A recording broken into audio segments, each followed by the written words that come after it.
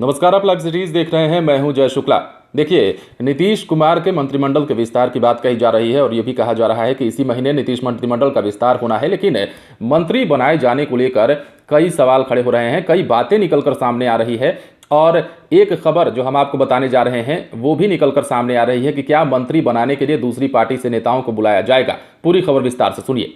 नीतीश मंत्रिमंडल का बहुत जल्द विस्तार हो सकता है, ऐसी चर्चा जोरों पर है। लेकिन इस मंत्रिमंडल विस्तार में किसी मुस्लिम नेता को मंत्री बनाया जा सकता है या नहीं, ये लाख टके का सवाल है। सवाल की वजह यह भी है कि इस बार एनडीए की तरफ से एक भी मुस्लिम विधायक जीत कर नहीं आए हैं। बीजेपी ने एक भी मुस्लिम को टिकट नहीं दिया था, तो वहीं जदयू ने 11 मुस्लिम उम्मीदवार उतारे थे, लेकिन एक भी मुस्लिम उम्मीदवार चुनाव जीत नहीं पाया। इस वजह से नीतीश मंत्रिमंडल से पहले विस्तार में किसी भी मुस्लिम को जगह नहीं मिल पाई थी। जबकि नीतीश कुमार के पिछले मंत्रिमंडल में अल्पसंख्यक कल्याण मंत्री के तौर पर खुर्शीद आलम थे, लेकिन इस बार वे भी हार गए।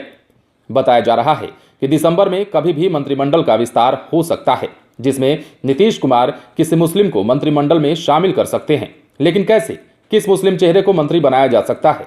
जदयू में इस वक्त 5 मुस्लिम एमएलसी हैं। गुलाम रसूल बलियावी, कमरे आलम, गुलाम गौस, तनवीर अख्तर और खालिद अनवर। चर्चा है कि इन्हीं 5 में से किसी को नीतीश कुमार मंत्री बना सकते हैं। एक चर्चा और भी है और वो ये है कि बसपा से एकमात्र चुनाव जीते हुए जमा खां को लेकर सूत्र बताते हैं कि जमा खां की मुलाकात नीतीश कुमार से भी हो चुकी है और जमा खां को मंत्री बनाने का आश्वासन मिला है। लेकिन शर्त यह भी है कि पहले जमा खान जदयू में शामिल हो जाएं। लेकिन जमा खान इसके लिए कोई अच्छा मंत्री पद की मांग भी कर रहे हैं। सूत्र बताते हैं कि उन्हें अल्पसंख्यक कल्याण मंत्री ही बनाने का ऑफर मिल रहा है, जिसे वे लेने से हिचक रहे हैं। बहरहाल इस मुद्दे पर भी उनकी बात जदयू आलाकमान से चल रही है और इसकी भी चर्चा है। दरअसल जदयू के लिए विधानसभा चुनाव बहुत बड़ा झटका लेकर आया है। सीटों की संख्या तो कम हो ही गई है। मुस्लिम वोट उम्मीद के मुताबिक नहीं मिलने से नीतीश कुमार को बहुत ज्यादा तनाव हो गया है। इसके बावजूद नीतीश कुमार किसी मुस्लिम को मंत्री बनाकर मुस्लिम वोटरों को बड़ा मैसेज देने की कोशिश कर सकते हैं। राजनीतिक गलियारे में राजद के वरिष्ठ नेता और मुस्लिम चेहरे के तौर पर जाने जाने वाले अब्दुल बारी सिद्दीकी को लेकर भी चर्चा जोरों पर है। उन पर जदयू आलाकमान की नजर है और बताया जाता है कि सिद्दीकी इस बार अपनी हार के लिए राजद के ही कुछ नेताओं को दोषी बता रहे हैं। लेकिन सिद्दीकी राजद छोड़ सकते हैं, इस सवाल पर फिलहाल वो कुछ नहीं बोल रहे।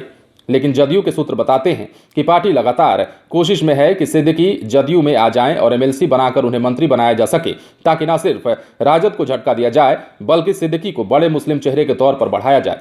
इसके पहले जदयू की तरफ से सिद्दीकी को पार्टी में आने का ऑफर मिल चुका था, लेकिन तब सिद्दीकी ने जदयू का ऑफर ठुकरा दिया था। लेकिन तब और अब में हालात काफी बदल गए हैं और इसी को लेकर सियासी गलियारे में चर्चा जोरों पर है कि क्या नीतीश मंत्रिमंडल जब विस्तार होने जा रहा है, इसी माह में कभी भी हो सकता है, तो ऐसे में दूसरी पार्टी के नेताओं को कांटेक्ट किया जा सकता है, संपर्क किया जा सकता है, जिसमें सबसे पहला नाम जमा खान का हमने आपको बताया और राजद से अब्दुल बारी सिद्दीकी का भी जिक्र चल रहा है। और हालात बदल गए हैं। जब एक बार जदयू ने ऑफर दिया था अब्दुल बारी सिद्दीकी को पार्टी में आने का, तो उस वक्त उन्होंने मनाही की थी। लेकिन अब हालात बदल गए हैं और कहीं ना कहीं अब्दुल बारी सिद्दीकी इस बार अपने हार का ठीकरा राजद पर ही फोड़ते नजर आ रहे हैं। तो ऐसी बातों का फायदा जदयू जरूर उठाना चाहेगा और मुस्लिम चेहरे के तौर पर उन्हें आगे बढ़ाने की कोशिश करेगा। बहरहाल देखने वाली बात यह होती है कि जब नीतीश मंत्रिमंडल का विस्तार होता है तो क्या कुछ निकलकर सामने आता है। आप बने रहें लाइव सिटीज के साथ, तमाम खबरें हम आपको देंगे, लेकिन उसके लिए आप हमारे चैनल को सब्सक्राइब करें। अगर आप ये वीडियो फेसबुक पर देख रहे हैं तो पेज को लाइक करें। इसके अलावा आप हमें ट्विटर पर जरूर फॉलो करें। धन्यवाद।